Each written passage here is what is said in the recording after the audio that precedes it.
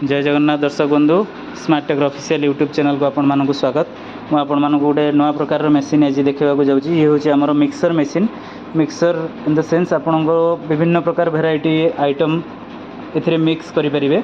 तो ये आपणकर मोटर चालित माने मेसीन टी। तो आमर ए हाफ HP ठू नहीं कि 1 HP 2 HP 3 HP जाए मोटर ए लगुच। यार बहुत प्रकार वेरिएंट अच्छी मुझे यहाँ देखा आम फिटिंग होगी रही जेहेतु।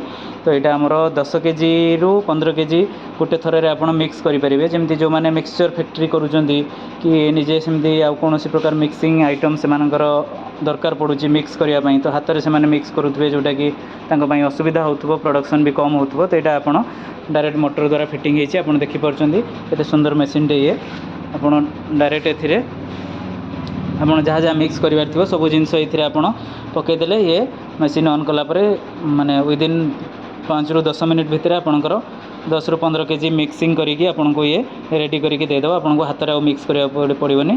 तो आप डायरेक्ट पैकिंग मशीन रे पैकिंग करेंगे। तो आमर यहाँ 10 kg रु आरंभ करके 50 kg गोटे क्विंटाल माने मिक्स कला भाया कैपेसिटी आम पाखे अवेलेबल रोचे। तो आपड़ जब मिक्सिंग मशीन किणापी चाहूँगी डायरेक्ट आमको जोगाजोग करूँ। आपंकर जिते क्वांटिटी दरकार जिते कैपेसिटी दरकार आमको आप इनफॉर्म कले आम आपन को से कैपेसिटर प्रोवाइड करूँ।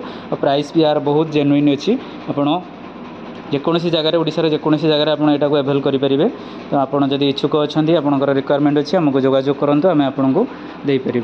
जय जगन्नाथ।